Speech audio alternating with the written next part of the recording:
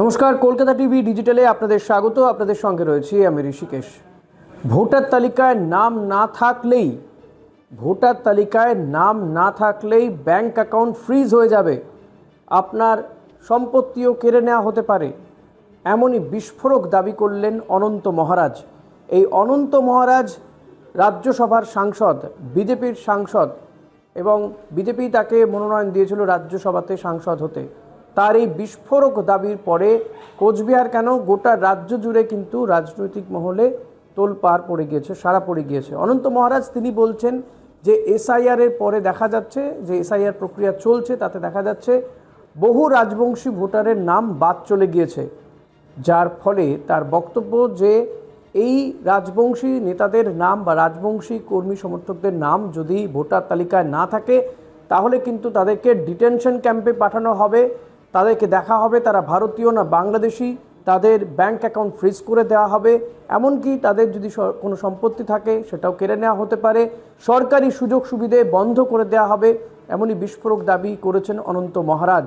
এবং তিনি যখন একথা বলছেন তখন তৃণমূল কংগ্রেস বলছেন যে তিনি বিজেপি তাকে মনোনয়ন দিয়েছিল রাজ্যসভাতে, তিনি যখন বলছেন হয়তো দায়িত্ব নিয়েই বলছেন।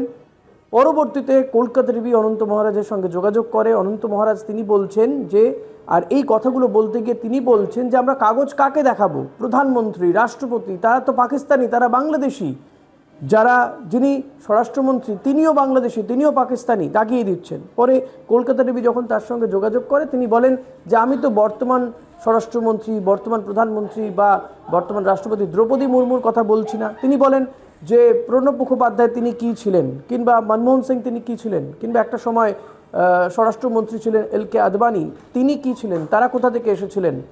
তার বক্তব্য যারা একটা সময় বাংলাদেশ থেকে এসছেন, পাকিস্তান থেকে এসছেন কেউ কেউ, তাদেরকে আমরা কাগজ দেখাবো, কারা কাগজ দেখতে চাইছে। ফলত অনন্ত মহারাজ তিনি এই কথা যখন বলছেন তখন কিন্তু তার বক্তব্য রাজনৈতিক মহলে যথেষ্ট চর্চা ফেলে দিয়েছে, রাজনৈতিক মহল তোলপাড়।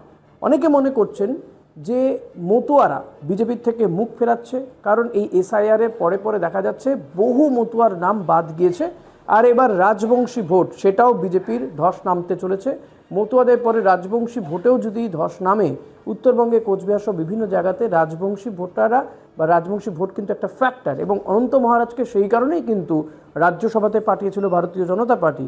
এখন যদি রাজবংশীরাও মুখ ফেরায় বিজেপির থেকে, তাহলে 26-এর নির্বাচনে কিন্তু এই মতুয়া বেল্ট থেকে শুরু করে উত্তরবঙ্গের যে রাজবংশী ভোট সেটাও হারাবে বিজেপি, এবং যার পরে কিন্তু খুব স্বাভাবিকভাবেই বিজেপির এখন শিরে সংক্রান্তি। এসআইআর নিয়ে বিজেপি নেতারা যে হুঙ্কার দিয়েছিল যে 1,20,00,000 নাম বাদ যাবে, কেউ বলেছিল 1 কোটি বাংলাদেশি রোহিঙ্গার নাম বাদ যাবে, আসলে দেখা যাচ্ছে কোথাও গিয়ে সেটা ব্যাকফায়ার করছে। বহু সংখ্যক মতুয়ার নাম বাদ গিয়েছে, বহু সংখ্যক রাজবংশী কর্মী সমর্থক, রাজবংশী মানুষের নাম বাদ গিয়েছে, যে কারণেই কিন্তু অনন্ত মহারাজ তিনি সোচ্চার হচ্ছেন। তিনি বলছেন যে যদি তাদের সত্যি এই রাজবংশীদের নাম বাদ যায়, ভোটার তালিকাতে দেখা যায় যে চূড়ান্ত তালিকাতে নেই, চূড়ান্ত তালিকা প্রকাশিত হবে 14ই ফেব্রুয়ারি, আর তখন যদি দেখা যায় যে এই রাজবংশী ভোটারদের নাম বাদ গিয়েছে, তাহলে কিন্তু আন্দোলন হবে। তিনি সরকারের কাছে দাবি জানাবেন এবং সরকারকে বোঝাবার চেষ্টা করবেন। সেটা কিভাবে বোঝাবেন সেটা তিনি জানেন।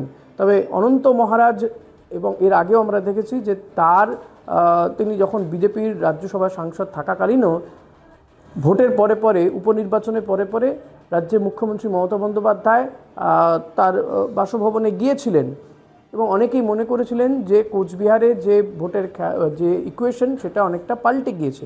আর এবার এসআইআরের পরে যদি দেখা যায় যে এই রাজবংশী ভোটারদের নাম বাদ যাচ্ছে, চূড়ান্ত তালিকাতে থাকছে না, তাহলে কিন্তু এই রাজবংশী একটা ভোট তো হারাবেই বিজেপি, পাশাপাশি যাদেরও বা নাম রয়েছে তারাও কিন্তু আর বিজেপিকে ভোট দেবে না। ফলত উত্তরবঙ্গেও, উত্তর 24 পরগনা বিস্তীর্ণ অঞ্চল, রানাঘাট, নদিয়ার বিস্তীর্ণ অঞ্চল, রানাঘাট সহ বিভিন্ন জায়গাতে, রানাঘাট উত্তর পূর্ব দক্ষিণ পূর্ব সেই সমস্ত জায়গাতে যেখানে মতুয়া ভোট ব্যাংক বেশি, যে ভোটগুলো তো বিজেপির দিকে গিয়েছিল একটা সময় বিধানসভা নির্বাচনে বা লোকসভা নির্বাচনে, আর এবার উত্তরবঙ্গেও যদি রাজবংশী ভোটটা বিজেপি না পায় তাহলে কিন্তু 26-এর নির্বাচনে বিজেপির সমূহ বিপদ, এমনটাই মনে করছে রাজনৈতিক মহল।